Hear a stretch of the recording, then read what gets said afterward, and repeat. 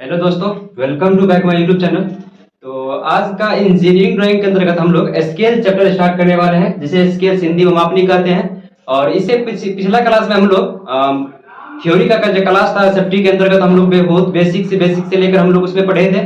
और engineering drawing में हम कुछ परिचय भी किए थे, बेसिक क्लास किए थे। उसमें हम पढ़े थे लाइन्स, पढ़े थे डायमेंशंस पढ़े थे। इसके बाद बेसिक क्लास में आपको हो गया ड्राइंग शीट कैसी होती है, कैसी बनाई जाती है, कितना साइड में छोड़ना है, ये सब पिछला क्लास हम लोग डिस्कस किए थे।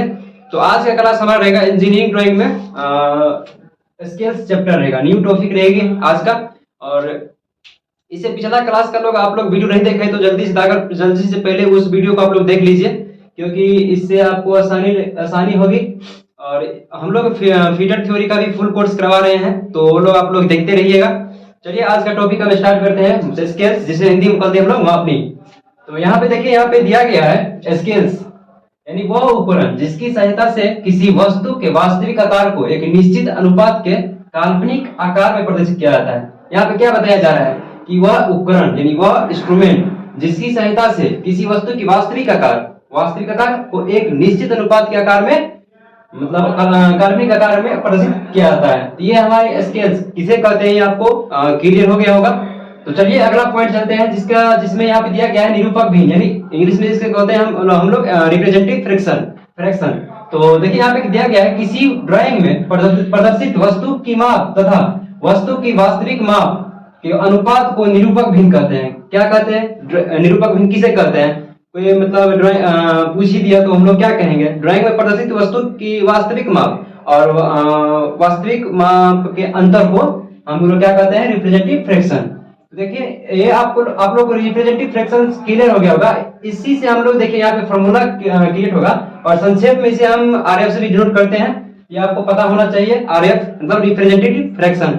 देखिए निरूपक भिन्न यानी रिप्रेजेंटेटिव फ्रैक्शन बराबर होता है हमारा कि ड्राइंग में प्रदर्शित वस्तु की माप बटा वस्तु की वास्तविक माप। देखिए यहाँ पे भी दिया गया है, डेफिनेशन में भी दिया गया है ड्राइंग में, जैसे स्केल्स, यहाँ से हम डायरेक्ट फॉर्मूला बना सकते हैं यहाँ से कि ड्राइंग में प्रदर्शित वस्तु की माप इतना हो गया। ड्राइंग में प्रदर्शित वस्तु की माप तथा वस्तु की वास्तविक माप के अनुपात को ही हम लोग क्या कहते हैं?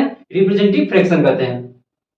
तो इतना आप लोग को क्लियर हो गया होगा। इंग्लिश में इसको कहते हैं रिप्रेजेंटेटिव फ्रैक्शन बराबर लेंथ ऑफ द स्केल बटा actual length of the drawing. तो इतना आप लोग को क्लियर हो गया होगा। चलते हैं अगला। देखिए यहाँ पे नोट में दिया गया है, नोट यानी नोट में दिया गया है यहाँ पे देखिए यहाँ पे नोट में दिया गया है कि निरूपक भिन्न को, मतलब निरूपक भिन्न जो निकालते समय ध्यान रहे कि वस्तु की जो प्रदर्शित माप और वस्तु की जो तथा वास्तविक माप जो होती है वो एक ही इकाई में हो। जैसे मान के चलिए कि वस्तु की वास्तविक माप हमको कुछ ले लीजिए 2 दिया गया हो, 2 सेंटीमीटर, और वस्तु की वास्तविक माप हम मान लीजिए 2 दिया गया हो 2 मीटर। तो इसको ये तो दोनों यूनिट जो है वो अलग अलग है, हमको यहाँ पे बोल रहा है कि एक ही यूनिट में रहे। तो हम लोग क्या करेंगे, जैसे यहाँ पे 2 सेंटीमीटर यहाँ पे लिखेंगे, इसको एक ही यूनिट में लाने के लिए हम लोग क्या करेंगे, यहाँ पे बट्टा में 2 गुना 100 से गुना करेंगे तो मेरा सेंटीमीटर हो जाएगा। ये कट जाएगा और सेंटीमीटर भी कट जाएगा, तो हमारा इक्वल के क्या हो जाएगा 1/100।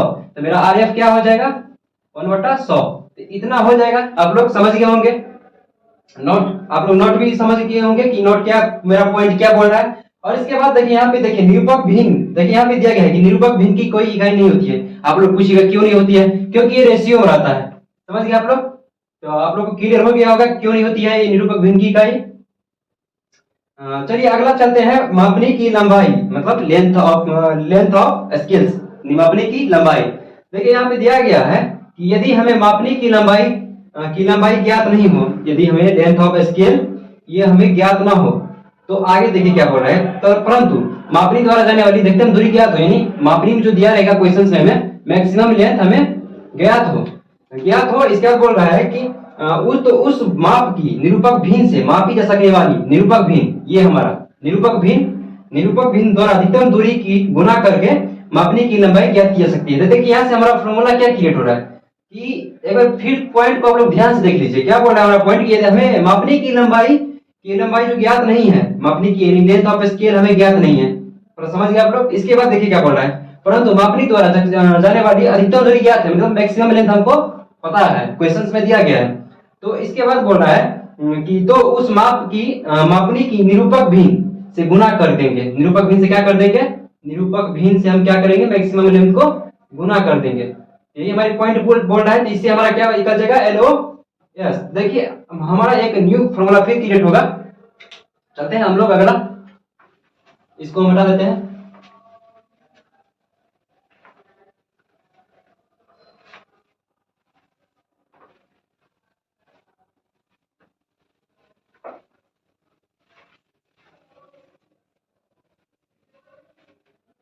देखिए आप लोग, देखिए यहाँ पे LOS क्या होगा तो हमारा, देखिए यहाँ पे क्या बोल रहे हैं, ये पॉइंट आप लोग समझ गए होंगे। तो यहाँ पे हम बी लिखे हैं, यहाँ पे बोल रहा है कि यदि हमें LOS नहीं दिया गया हो और हम मैक्सिमम दूरी दिया गया हो, तो हम क्या करेंगे? मैक्सिमम दूरी को RF से गुना कर देंगे। तो हमारे यहाँ पे LOS बराबर हो जाएगा RF इंटू मैक्सिमम लेंथ।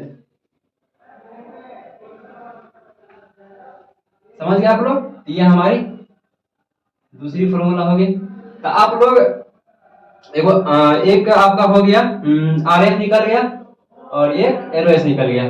ये दो फॉर्मूला हो गई हमारे। चलते हैं इससे अगला पॉइंट हमारी क्या है।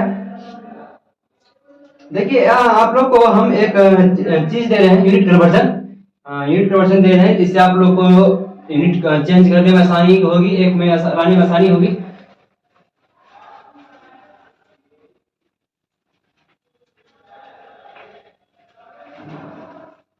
चलिए चलते हैं अगला।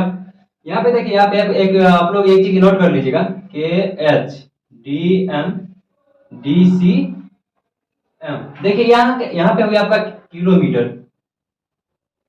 ये हो गया आपका हेक्टोमीटर। हेक्टोमीटर यहाँ पे हो गया डेका मीटर, यहाँ पे हो गया आपका मिलीमीटर, यहाँ पे होगा आपका डेसीमीटर। ये आप लोग समझ गया, किलोमीटर, हेक्टोमीटर, डेकामीटर, मिलीमीटर और ये डेसीमीटर हो गया, ये सेंटीमीटर, ये मीटर हो गया। ये आप लोग नोट कर लीजिए, क्योंकि यूनिट कन्वर्जन में आपको आसानी होगी यूनिट चेंज करने के लिए। जब हम स्केल क्वेश्चन करेंगे आगे, तो उसमें आप लोग को आसान होगा। देखिए जैसे हम मान के चलिए, जैसे इसी से एक क्वेश्चन से रिलेटेड एक दो क्वेश्चन कर लेते हैं। जैसे देखिए यहाँ पे बोल रहा है कि एक हेक्टोमीटर बराबर कितना, मतलब डेसीमीटर। यहाँ पे क्या करेंगे हम? जैसे यहाँ पे हेक्टोमीटर मेरा है, यहाँ पे एक बिठा देंगे। इसके बाद जितना आगे मेरा रहेगा उतना हम जीरो लगाते जाएंगे। जैसे यहाँ पे 1 0 2 0 3 0, तो मेरा एक हेक्टोमीटर और कितना हो जाएगा? 1000 डेसीमीटर। तो आप लोग समझ गए, ऐसे हमको यूनिट चेंज करना है। तो चलते हैं अगला हमारा टॉपिक, अगला हमारा पॉइंट होगा टाइप्स ऑफ स्केल। स्केल कितने प्रकार की होती है। तो चलिए अगला चलते हैं हम।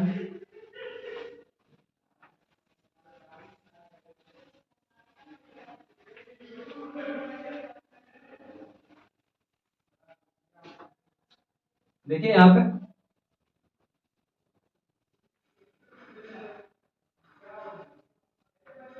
पहला हमारा हो गया प्लेन स्केल, दूसरा हमारा हो गया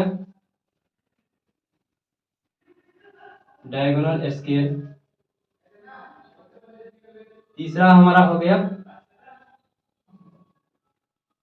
वर्नियर स्केल, चौथा हमारा हो गया चौड़ स्केल,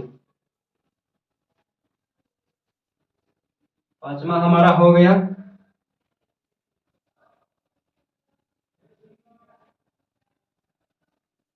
कंपैरेटिव स्केल, छठा हमारा हो गया आइसोमेट्रिक स्केल। देखिए स्केल्स तो हमारी स्केल की जो हमारी होती है 6 टाइप होती है। कितनी टाइप होती है? 6 टाइप होती है। तो स्केल एक हमारा प्लेन स्केल, दूसरा डायगोनल स्केल, तीसरा वर्टिकल स्केल, चौथा चौड़ स्केल, पांचवा हो गया हमारा कंपैरेटिव स्केल और छठा हो गया हमारा आइसोमेट्रिक स्केल। तो आईटीआई के अंतर्गत हम लोग को बुक में जो दिया गया है वो 2 स्केल्स दिया गया है, एक दिया गया है प्लेन, एक दिया गया है डायगोनल। तो हम लोग क्या करेंगे कि 2 ही स्केल्स पढ़ेंगे, बाकी स्केल्स ये डिप्लोमा के बाद, डिप्लोमा में आती है। डिप्लोमा के बाद आप लोग यहाँ पे पढ़ने को देखने को मिलेगा। तो हम पढ़ेंगे प्लेन स्केल और डायगोनल स्केल। तो इसको नीचे वाला को हम आप लोग टाइप्स देख लीजिए एक बार। टाइप्स आपको टाइप्स याद रहना चाहिए। टेक्स्ट देख लीजिए। देखिए पहला हमारा पॉइंट है प्लेन स्केल। प्लेन स्केल्स क्या होती है, प्लेन स्केल को कैसे, जैसे क्वेश्चंस में हमें आएगा तो प्लेन स्केल को हम कैसे पहचानेंगे कि ये मेरा प्लेन स्केल है क्या है। देखिए प्लेन स्केल में क्या होगा आपको कि मतलब लास्ट में क्वेश्चंस के लास्ट में क्या बोलेगा, क्वेश्चन के लास्ट या बीच में क्या बोलेगा कि हमको दो माप दर्शाना हो, जिसमें दो माप दर्शाया जाए, जिसमें दो माप दर्शाना हो, उसे हम क्या कहते हैं, प्लेन स्केल है। डायगोनल स्केल हमारा क्या हो जाएगा,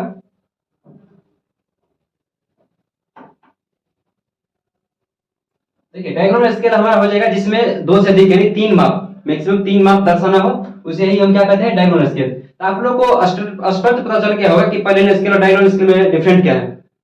तो हमें क्वेश्चंस आएगा प्लेन स्केल डायगोनल स्केल, तो हम लोग पहचान जाएंगे कि कौन मेरा प्लेन स्केल है और कौन मेरा डायगोनल स्केल है। तो चलिए हम क्या करते हैं इसके बाद, इसके बाद हम लोग जैसे एक हम चीज बता देते हैं कि जैसे प्लेन स्केल में जो दो माप जो दर्शाने के लिए बोलेगा तो उसमें मीटर या मीटर कोई भी यूनिट में हो सकता है, कोई भी यूनिट में, जैसे मीटर तो मीटर या मीटर तो सेंटीमीटर, कुछ भी हो सकता है, दो माप हो सकता है। तो आप लोग समझ गए होंगे। और ये इसमें वही सेम मीटर मीटर मीटर या सेंटीमीटर मिलीमीटर डेसीमीटर जो भी हो सकता है, इसमें तीन माप रहेगा। तो आप लोग समझ गए होंगे, पूरा कंफर्म समझ गए होंगे आप लोग। चलिए अगला अगला नेक्स्ट हम चलते हैं, हटा देते हैं थोड़ा इसको।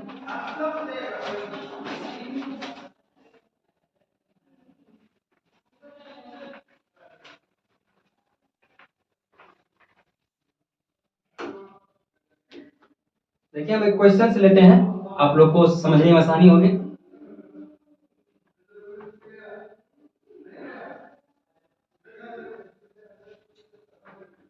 देखिए क्वेश्चन हमारा क्या बोल रहा है, एक सरल मापनी दर्शाएं।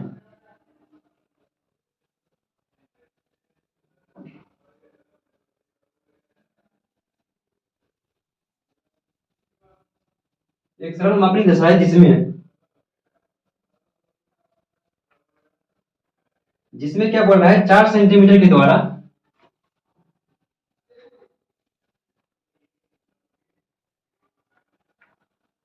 4 सेंटीमीटर के द्वारा एक मीटर को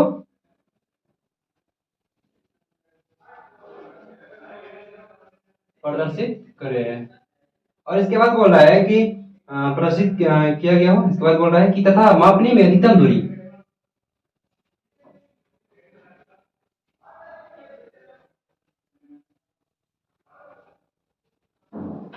मापनी में अधिकतम दूरी 4 मीटर हो। इसके बाद बोल रहा है मापनी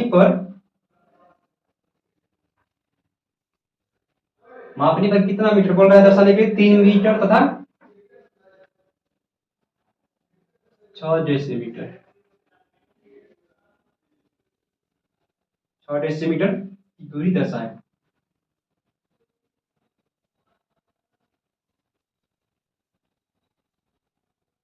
देखिए ये हमारा क्वेश्चन हो गया, एक सरल मापनी दर्शाए जिसमें 4 सेंटीमीटर के द्वारा 1 मीटर को प्रदर्शित करे। मापनी में अधिकतम दूरी मेरा दे ही दिया है 4 मीटर, और मापनी पर 3 मीटर बोल रहा है, 6 डेसीमीटर दर्शाने के लिए। ये मेरा कौन स्केल है, ये प्लेन स्केल है। आप लोग समझ गए होंगे, ये दो माप बोल रहा है दर्शाने के लिए, तो हम सीधा समझ जाएंगे कि ये प्लेन स्केल है। इसके बाद देखिए ये क्वेश्चन हम सोल्व करके दिखाते हैं। पहले देखिए यहाँ पे बोल रहा है कि एक सरल मापनी दर्शाए जिसमें 4 सेंटीमीटर के द्वारा 1 मीटर को प्रदर्शित किया जा रहा है। 1 मीटर प्रदर्शित किया जा रहा है 4 सेंटीमीटर के द्वारा, कितने मीटर के द्वारा, 6 सेंटीमीटर के द्वारा, 4 सेंटीमीटर के द्वारा 1 मीटर को प्रदर्शित किया जा रहा है। तो यहाँ पे देखिए हम लोग क्या करेंगे, यहाँ पे लिखेंगे 4। देखिए हमारा फॉर्मूला होता है आर एफ बराबर ड्राइंग में प्रदर्शित वस्तु की माप बटा वस्तु की वास्तविक माप। देखिए वस्तु की वास्तविक माप, तो हम लोग देखिए यहाँ पे क्या करेंगे, 4/4/1,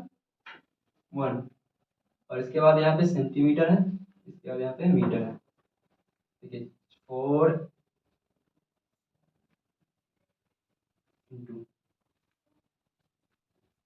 इसको यूनिट में हम सेंटीमीटर में लाएंगे तो 100 से मल्टीप्लीकेशन होगा, इसको हम काट देंगे 1/25। ये मेरा आर एफ निकल गया। इसके बाद हम एल ओ एस निकालेंगे। एल ओ एस हमारा होता है R F into maximum length.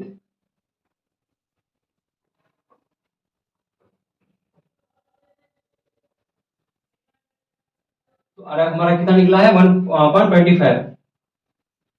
और मैक्सिमम लेंथ हमको क्वेश्चंस में कितना दिया गया है? अधिकतम दूरी यहाँ पे देखिए 4 मीटर दिया गया है। देखिए यहाँ पे मीटर है, हम क्या बोले थे कि कोई भी आपको यूनिट एक करना होगा, यानी सेंटीमीटर में आपको लाना होगा। सेंटीमीटर में लाने के लिए हमको एक मीटर जैसे है, तो हम इसको सेंटीमीटर में कन्वर्ट करेंगे। तो यहाँ पे 100 से मल्टीप्लीकेशन हो जाएगा, यहाँ पे 25 चौके 100, और ये हमारा हो जाएगा 16 सेंटीमीटर। ये हमारा LOS जो हो गया वो 16 सेंटीमीटर हो गया। इतना तो हमारा सवाल सोल्व हो गया। अब ये जो स्केल जो बनाएंगे LOS लेकर 16 सेंटीमीटर लेकर, तो उस स्केल जो बनाएंगे हम अगला हम नेक्स्ट वीडियो में बनाएंगे, क्योंकि वीडियो हमारी लंबी हो जाएगी। तो इसे समझ सकते हैं आप लोग। तो ये जो स्केल हम बनाएंगे वो अगला वीडियो में बनाएंगे। तब तक आज के लिए इतना ही। आप लोग ट्राई कीजिएगा, ऐसे हम अगला वीडियो में बनाएंगे, नहीं बने तो